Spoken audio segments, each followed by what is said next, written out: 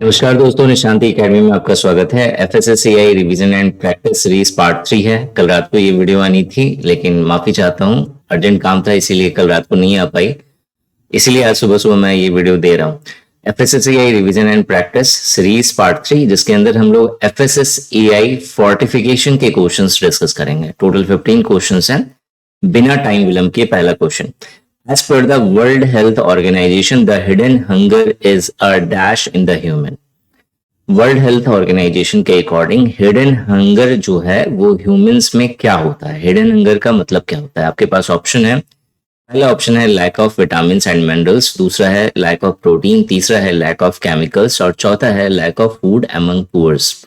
देखो, hidden hunger जो है वो वर्ल्ड हेल्थ ऑर्गेनाइजेशन के अकॉर्डिंग ऐसा फेज है, ऐसा कंडीशन है जहां बॉडी में फूड तो है, बॉडी को जो फूड या एनर्जी की जो जरूरत है वो तो मिल रही है, लेकिन जो न्यूट्रिएंट चाहिए, जो विटामिन चाहिए, वो बॉडी को नहीं मिल पाते।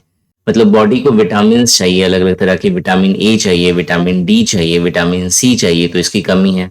बहुत तरह के मिनरल्स जैसे आयोडीन हो गया, आयरन हो गया, कॉपर है, जिंक है, ये सारे विटामिन चाहिए, तो ये सारे विटामिन नहीं मिल पाते। So this condition is known as hidden hunger. ठीक है, तो जो पहला वाला जो ऑप्शन है lack of vitamin and minerals, ये इसका राइट आंसर होगा। नेक्स्ट क्वेश्चन आते हैं। The most commonly recognised micronutrient deficiencies across all ages are. हर एज में, चाहे आप कोई भी एज ग्रुप उठा करके देख लो, हर एज में कुछ ऐसे माइक्रोन्यूट्रिएंट हैं या फिर कुछ ऐसे माइक्रोन्यूट्रिएंट का ग्रुप है जिनकी कमी देखने को मिलती है। आपको यहाँ पे 4 ऑप्शंस दिए गए हैं, इसमें से कौन सा सही आंसर है? इजी क्वेश्चन है लेकिन इंपॉर्टेंट है। ठीक है, कौन कौन से माइक्रोन्यूट्रिएंट हैं? तो इसमें से पहला ऑप्शन है आयोडीन, दूसरा है आयरन, तीसरा है जिंक और चौथा है ऑल ऑफ द अबव। आराम से इजीली गेस किया जा सकता है, जो राइट आंसर है वो है ऑल ऑफ द अबव। ठीक है, क्या यही 3 माइक्रोन्यूट्रिएंट है? तो आंसर है नहीं, इसके अलावा भी बहुत सारे माइक्रोन्यूट्रिएंट हैं, जैसे कि फॉलिक एसिड।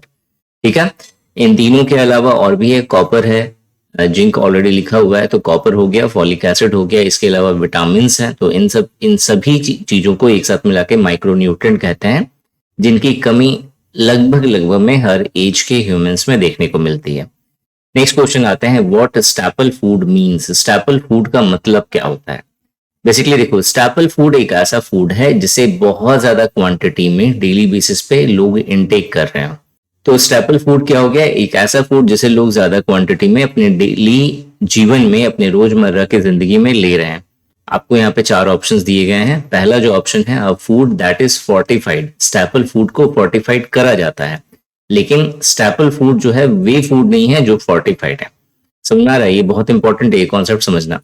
ठीक है, क्वेश्चन यहाँ पे ये है कि स्टेपल फूड का मतलब क्या होता है। आपके पास ऑप्शन है, पहला जो ऑप्शन है वो है a food that is fortified, दूसरा ऑप्शन है a food eaten in large quantity and often, तीसरा ऑप्शन है a food rich in nutrient और चौथा ऑप्शन है a food rich in vitamin. मैंने आपको बता दिया स्टेपल फूड का मतलब क्या हुआ है। ऐसा फूड जिसे बहुत ज्यादा क्वांटिटी में डेली बेसिस पे लोग कंज्यूम कर रहे हैं। तो ऑब्वियसली अगर इंडिया में लोग डेली बेसिस पे कंज्यूम कर रहे हैं इन फूड्स को, तो एक ऐसा फूड है जो बहुत ज्यादा क्वांटिटी में कंज्यूम किया जा रहा होगा। तो इसका जो राइट आंसर होगा वो क्या होगा? Option number B. अब ये ध्यान रखना कि स्टेपल फूड जो है बेसिकली जो है किस मोटिव से कंज्यूम किया जाता है, कि हमें रोजमर्रा की जिंदगी में जो काम करने हैं उसके लिए हमें एनर्जी मिल सके। ठीक है, एनर्जी के लिए कंज्यूम किया जाता है, यानी ये कार्बोहाइड्रेट का रिच सोर्स होता है, न्यूट्रिएंट और विटामिन का रिच सोर्स नहीं होता, जिसकी वजह से इस स्टेपल फूड को फोर्टिफाइड करा जाता है। ठीक है, तो मतलब स्टेपल फूड को ही फोर्टिफाइड करा जाता है। एफएसएसएआई मतलब गाइडलाइन ये देती है कि जो लोग ज्यादा खा रहे हैं फूड, उसे फोर्टिफाइड कर दो, मतलब उसके अंदर न्यूट्रिएंट और विटामिन को ऐड कर दो। तो जो यहाँ पे जो राइट आंसर हो गया वो क्या है? A food eaten in large quantity and often. ठीक है, ये इंपॉर्टेंट कॉन्सेप्ट है, 2019 में आया हुआ है, इस तरह का क्वेश्चन पूछा है। ठीक है, तो इस तरह से स्टेपल फूड क्या होता है, आइडल फूड क्या होता है, ये सारे फूड्स के जो टाइप है ये लर्न होने चाहिए। अगर आपने वीडियोस देखी है कोर्स के अंदर जहां मैंने फूड फोर्टिफिकेशन बहुत अच्छे से कवर करा है, तो आप बहुत आसानी से इन सब चीजों का आंसर दे दोगे। सो स्टेपल फूड क्लियर हो गया। नेक्स्ट क्वेश्चन आते हैं, विच mineral is a part of various enzyme system. कौन सा मिनरल है जो वेरियस एंजाइम सिस्टम का पार्ट है? इस तरह का क्वेश्चन 2022 में पूछा गया है। ठीक है, जहाँ पे मिनरल्स से रिगार्डिंग कौन कौन से होने वाली डिजीज है, मतलब इनकी डिफिशियंसी से होने वाली कौन कौन सी डिजीज होती है, या फिर इनसे रिलेटेड इंपॉर्टेंट फैक्ट्स कौन कौन से हैं, तो इस तरह के क्वेश्चंस पूछे गए हैं पेपर में। तो इसलिए ये टॉपिक्स बहुत इंपॉर्टेंट है, बहुत अच्छे से कवर करके जाना। श्योर शॉट है फोर्टिफिकेशन से आपको 2 क्वेश्चंस के अराउंड देखने को मिल जाएगा।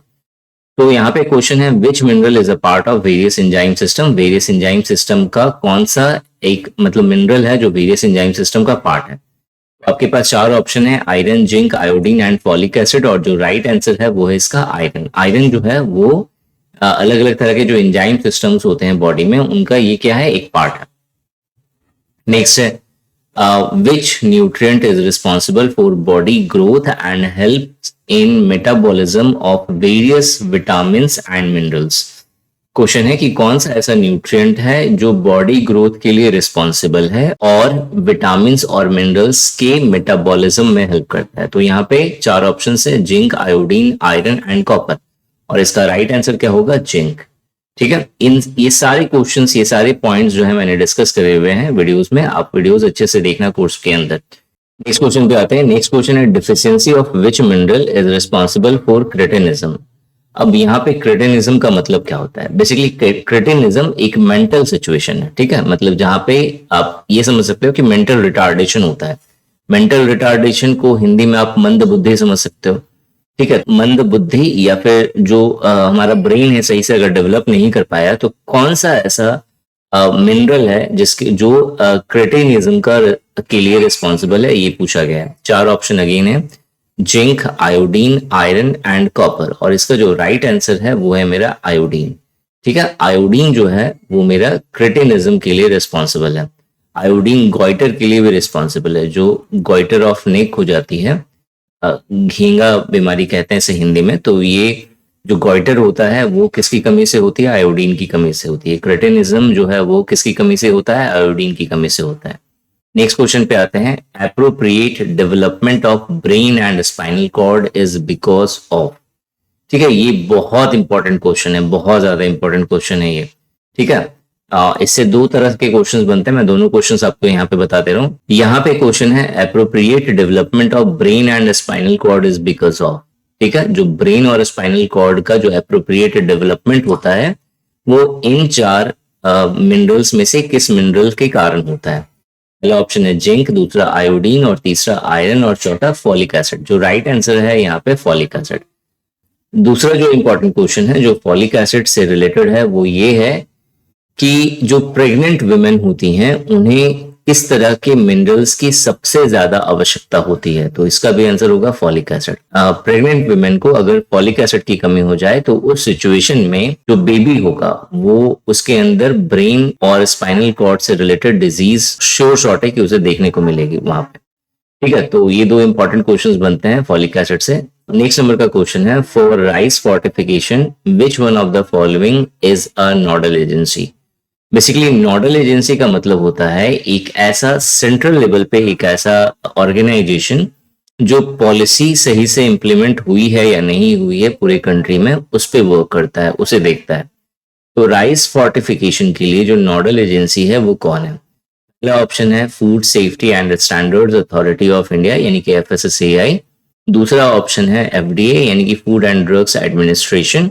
तीसरा ऑप्शन है ministry of consumer affairs, food and public distribution, और चौथा ऑप्शन है none of the above.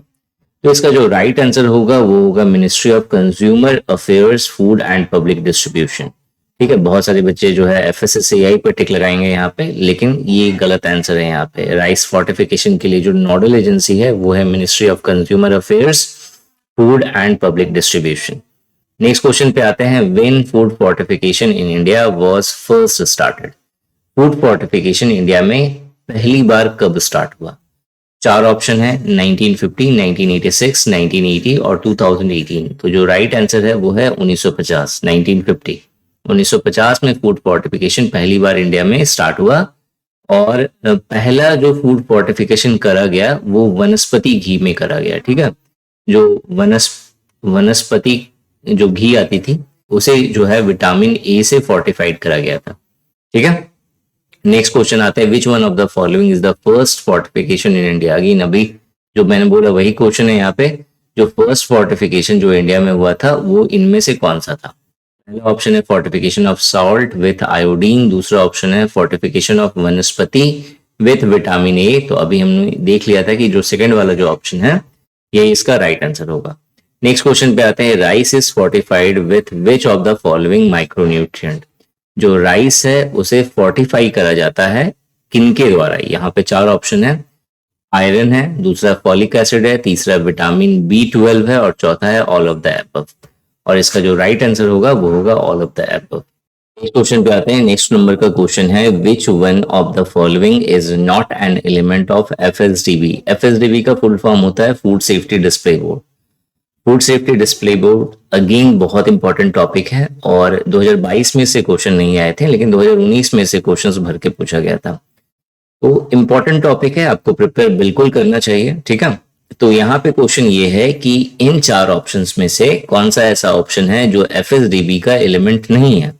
FSDB क्या होता है? A4 या A3 साइज का एक बोर्ड होता है जो हर एक FBO को दिया जाता है या सर्टिफाइड करा जाता है FSSAI के द्वारा। इसके अंदर क्या क्या मेंशन होता है?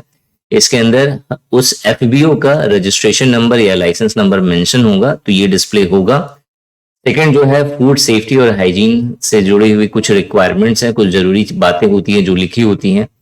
और जो तीसरा इंपॉर्टेंट पॉइंट होता है FSDB के अंदर जो मेंशन होगा वो होगा कंज्यूमर का फीडबैक लेने के लिए FSSAI क्या करती है, अपना एप्लीकेशन डाउनलोड का लिंक देती है वहां पे, मतलब बोल दिए कि FSSAI एप्लीकेशन डाउनलोड करिए और इस FBO से रिलेटेड अपने फीडबैक दीजिए वहां पे। या फिर व्हाट्सएप नंबर होता है, आप उसके अंदर भी जो है आप व्हाट्सएप के थ्रू भी जो है फीडबैक दे सकते हो उस FBO का। तो ये तीन चीजें मेंशन होती हैं, तो यानी ये तीनों जो है एलिमेंट है FSDB के। चौथा जो है appointment of food safety supervisor, ये जो है FSDB का पार्ट नहीं है, तो यानी जो चौथा वाला जो होगा ये इसका राइट आंसर हो जाएगा, ठीक है। नेक्स्ट नंबर क्वेश्चन पे आते हैं, the colour code for the food safety display board on a restaurant is.